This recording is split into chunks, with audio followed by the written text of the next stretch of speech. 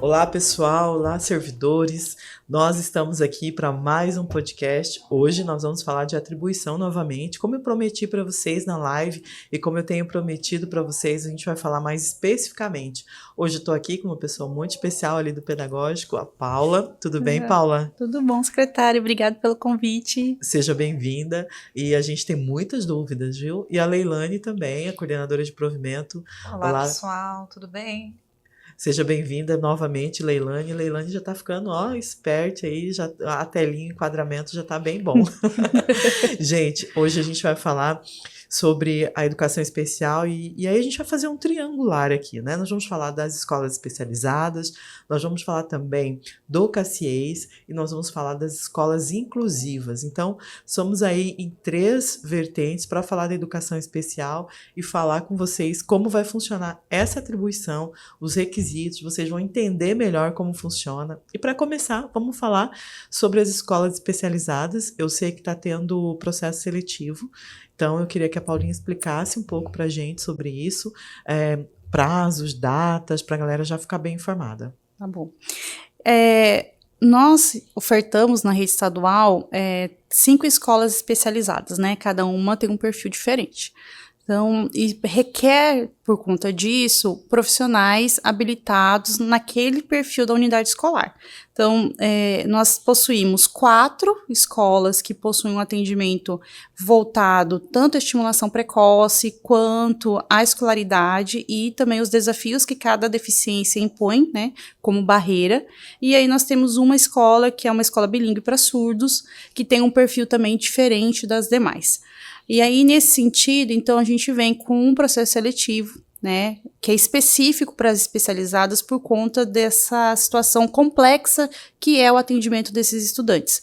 Então, são estudantes que requerem um tipo de atendimento diferenciado por conta da deficiência, uma preocupação com o desenvolvimento educacional desses estudantes também é algo que a gente não pode perder de vista. Então, para além da estimulação relacionada à deficiência, a gente mantém o perfil pedagógico, né, do desenvolvimento do estudante e atrelado a isso, então, vem o perfil do profissional. Então, entendi. Então, quer dizer, esses processos seletivos, eles são profissionais que estão no 018, que fizeram processo seletivo com a Selecom, e aí eles se inscrevem para esse certame, que é, vamos dizer assim, afinar um pouquinho mais, que é onde a gente consegue descobrir se ele tem ou não o perfil adequado, com as formações adequadas para esse público, que é o público da educação especial. É isso? Exatamente. Então, a gente vem do 018, que é o cargo de unidocência, então, grande maioria pedagogos. Aí as matrizes das especializadas têm funções para pedagogos, mas também tem para o profissional de área, como, por exemplo, educação física. Mas tem que ser uma educação física adaptada para o estudante da educação especial. Então, precisa de um perfil de professor de educação física que tenha essa característica, que consegue e tenha os cursos adequados para educação paralímpica ou adaptada à pessoa com deficiência. Então, para as escolas especializadas, a partir do 018, a gente abre um processo seletivo, né? Nesse processo seletivo, o profissional ele tem a possibilidade de se inscrever e apresentar os documentos que são necessários para atuar nas escolas especializadas. E aí eu vou usar 2 exemplos que eu acho que é bem bacana. O professor pedagogo, no 018, ele é a unidocência. E aí, para trabalhar na educação especial, a gente precisa de uma pós-graduação em educação especial, cursos na área de estimulação precoce, ou da deficiência física, TEA. E aí nós temos o caso, por exemplo, de educação física, porque as especializadas, dentro da sua matriz, ele tem tantas as funções para o pedagogo, mas também tem funções para outras áreas, como o caso da educação física. Então, um professor de educação física lá do 018, para atuar numa escola especializada, ele precisa ter uma formação em educação para esporte paralímpico ou esporte adaptado, que atenda às necessidades dos nossos estudantes. Entendi. Então, Leilane, quando o pessoal cobra, por que fulano tá em 59 e eu sou o primeiro, e por que esse pedagogo foi atribuído e eu não? Provavelmente é por causa desses seletivos que eles fazem. Como que é feito isso ali no provimento, Leilane? Como que é essa organização? Então, Flávia, assim como a educação especial, nós temos outras partes diversificadas, como quilombola, as vocacionadas ao esporte, por exemplo. Cada uma tem seu edital específico. Então, nosso candidato, aquele servidor que fez a Selecom, fez o 018, foi classificado, mas tem interesse em também concorrer numa dessas unidades, ele faz a inscrição à parte, então ele vai estar concorrendo em ambas as situações, e aí sim, se ele tiver todo o critério e tiver a pontuação necessária, ele vai fazer a atribuição lá na etapa e fase de modalidade específica nessas unidades. O que difere ele dos demais é que, como ele já vai ter uma atribuição que iniciará antes da etapa das 3 rodadas de janeiro, lá no painel do PAS já vai constar uma carga horária relacionada a esse servidor. Então é importante que os demais servidores que não participaram desses editais específicos tenham em mente que, quando ele entrar e visualizar o painel PAS e verificar que já tem alguém com classificação inferior e atribuído, é porque são esses profissionais que participaram de forma distinta de um edital específico. E é legal que também no PAS esse ano a gente já vai também ter essa transparência, que vai estar lá do lado do nome da pessoa o edital em específico que ela participou. É isso, Milane? A informação para poder identificar que ele participou de um edital à parte. Ótimo. Então, para que as pessoas não fiquem com dúvida, na hora de abrir, isso também faz parte no processo também da transparência, você, quando acessar, vai poder ver ali que aquela pessoa participou de um processo seletivo, por isso que ela tem menos pontuação que você e já está atribuída. Isso é muito importante, porque a gente acaba com esse denuncismo, às vezes as pessoas não entendem como funciona o processo, e é por isso que a gente está aqui, para poder facilitar um pouco para vocês entenderem e participar, inclusive. Então, Paulinha, só para a gente entender, a pessoa faz o processo seletivo, quais são as principais, vamos dizer assim, especialidades que tem numa escola de educação especializada? Bom, nós temos desde a formação em educação especial, né, são cursos de pós-graduação, ou cursos de pequena duração, de estimulação precoce, voltada para o atendimento do estudante com espectro autista, deficiência física, esporte adaptado para a pessoa com deficiência. Nós temos também psicopedagogia, e é legal poder falar da psicopedagogia, porque muitas pessoas confundem a função do pedagogo com psicopedagogo, né? Então, a psicopedagogia é uma formação complementar, é uma pós-graduação. Então, na nossa lei de carreira, nós não temos a função psicopedagogo, e nós temos o professor pedagogo. Isso. Então, a pessoa, ela tem que ter a licenciatura plena em pedagogia, e aí, se ela quiser atuar nas escolas especializadas como psicopedagogo, ela vem com a pós-graduação em psicopedagogia. Entendi. Tá? Então são vários cursos, né, de pós-graduação que hoje a gente tem, né, atendimento educacional especializado. Esses são alguns que, assim, mais corriqueiro que a gente vê, né, na hora da inscrição, né, dos candidatos, que são importantes para compor o quadro das especializadas, porque cada uma dessas aqui vai atuar para o desenvolvimento do nosso estudante. E aí, lembrando que, exceto a escola bilíngue, né, que a escola bilíngue, para além desse cuidado em relação ao conhecimento da educação especial, é preciso ter formação voltada para a educação para surdos. E aí, nesse caso, se é um servidor ouvinte, ele tem que ter o atesto em Libras ou Prolibras, ele tem que ser fluente em Libras, porque dentro da escola todos os estudantes são surdos. Então, como é que ele vai se comunicar com o estudante se ele não sabe Libras? Ele precisa saber Libras. E para saber Libras, ele precisa ter fluência para conversar com os estudantes. Então, a gente cobra o atesto ou o Prolibras, porque são os dois certificados que são válidos, né? Para além disso, os cursos que são na área da educação para surdos, né? Mas o principal é para o ouvinte ter o atesto. Entendi.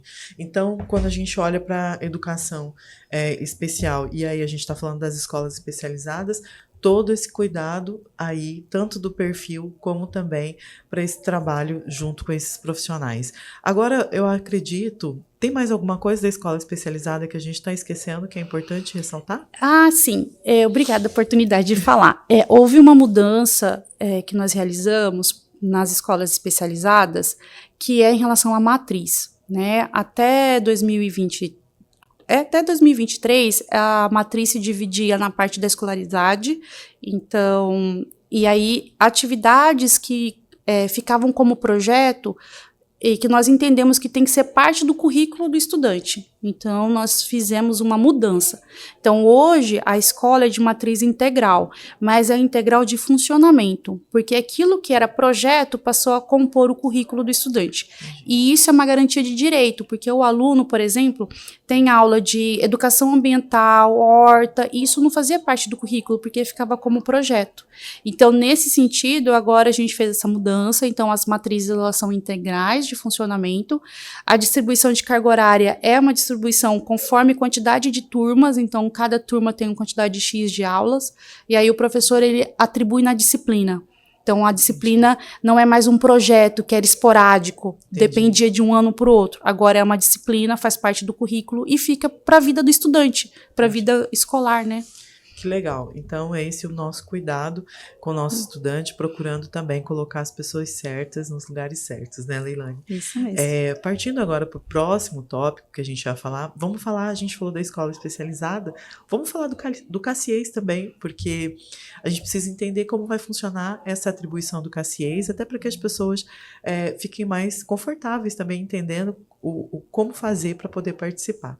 Tá bom? Tá certo. O CACIES, né, é o nosso Centro de Apoio e Suporte à Inclusão da Educação Especial. Ele é nosso centro de referência para todo o estado de Mato Grosso, não só para a rede estadual, porque a gente atua por meio do CACIES, dando suporte, assessoramento para as escolas, orientação a partir da demanda que a escola apresenta. E a escola pode ser tanto da rede estadual quanto municipal e rede privada, como é o caso dos alunos de altas habilidades e superdotação que a gente atende. Alguns são da rede privada. Então, aquela escola não sabe como atuar com um estudante de altas habilidades. Então, quem é hoje no Mato Grosso referência? O CACIES. Então, podem buscar o CACIES. Então, para isso, o CACIES também tem um edital de seleção específico, né, com os critérios, o perfil de cada núcleo. Então, dentro do CACIES são 5 núcleos. Então, a gente tem o núcleo de altas habilidades, superdotação, que é o NAAS. Nós temos o núcleo de avaliação e inclusão, que é o NASE, que aí atua mais com alunos com deficiência intelectual e autista. E aí nós temos um específico para os autistas, que se chama NAPTEA. Então, ele atende ao público TEA. Então, as escolas que têm esse estudante precisa de um apoio, não sabe por onde começar o atendimento, o acolhimento com as famílias. Então, o CACIES dá todo esse suporte, além de formações específicas. Aí nós temos o núcleo chamado CAS, que é o núcleo de suporte e apoio aos surdos, e o CAP, que é um núcleo que atende ao deficiente visual. Então, baixa visão, cegueira, visão monocular. Então, eles trabalham também dando esse assessoramento. Para além disso, a gente tem o curso de Braille e no caso, a gente tem o curso de Libras. Então, é um centro de referência que ele atua em diversas frentes. Então, é a escola, a família e o servidor. Por isso, a gente também precisa de um perfil específico. Entendi. E esse perfil também vem do 018? No caso, o CACIES tem a opção, né, de fazer o seletivo específico, porque tem outras demandas também. Mas o edital também está no PAS, certo?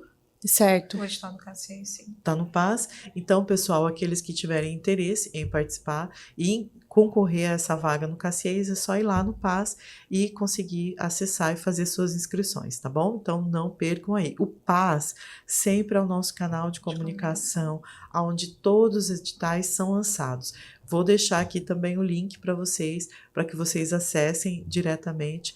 Não esqueçam, né, de nos seguir também nas plataformas aí.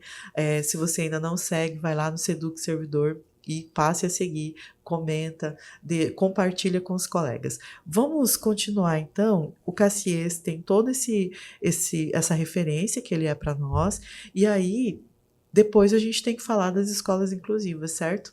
Quais são os perfis que a gente precisa de profissionais dentro das escolas inclusivas e esses espaços também que as tornam inclusivas? Eu queria que a gente falasse um pouquinho sobre isso. Ai, obrigada, excelente pergunta. Porque hoje na nossa rede nós somos estudantes inclusos, né? 9.500 estudantes. Então, cada um com as suas características identitárias individuais, suas necessidades.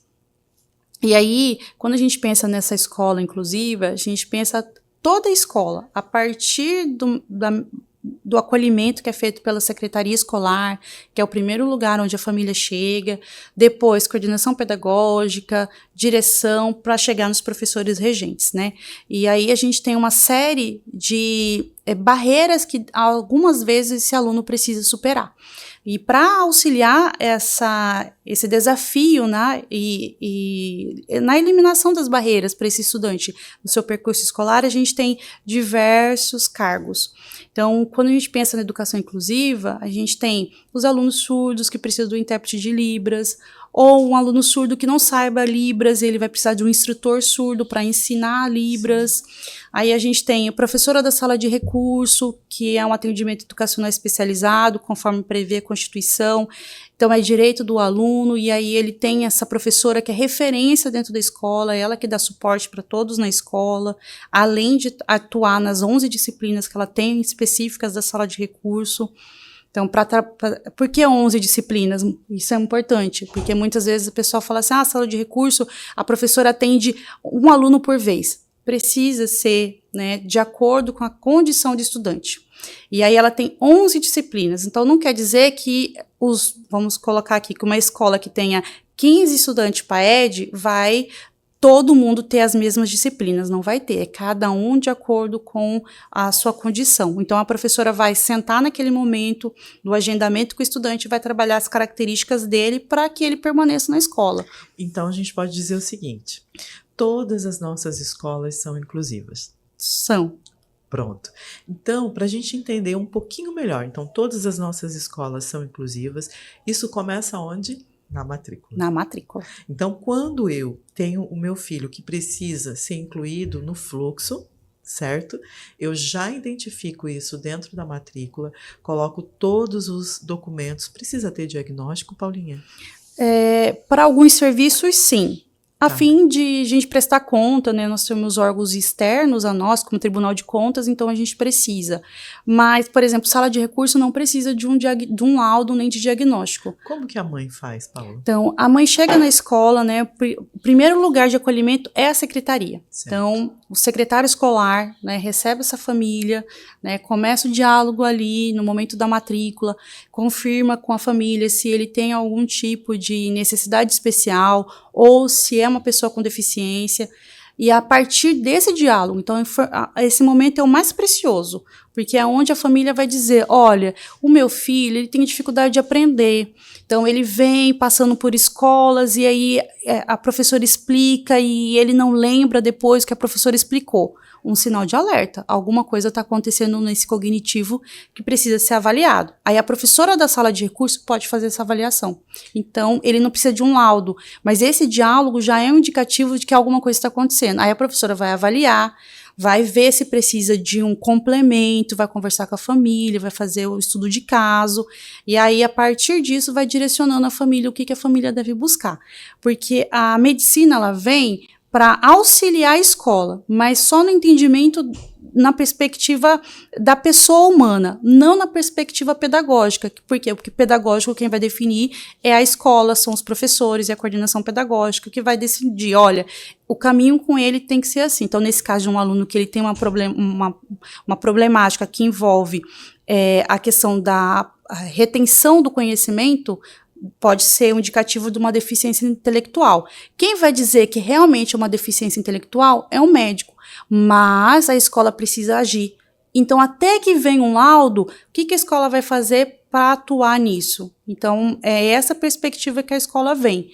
Entendi. Então, quer dizer, para a gente começar a olhar para o profissional que vai dar o apoio para esse aluno, nos casos onde a família já identifica que esse aluno precisa desse apoio, começa ali com os pais, junto com a equipe pedagógica da escola. Essa equipe ela vai fazer esse desenho de qual seria o caminho pedagógico desse aluno e, a partir disso, ela solicita para a DRE nos casos que precisa, nos casos que realmente aquele aluno ele precise disso, solicita para a DRE aquele apoio tanto do cuidador, e aí eu quero que a gente comece a entrar nessa fala, tanto do cuidador como também do nosso professor de apoio especializado.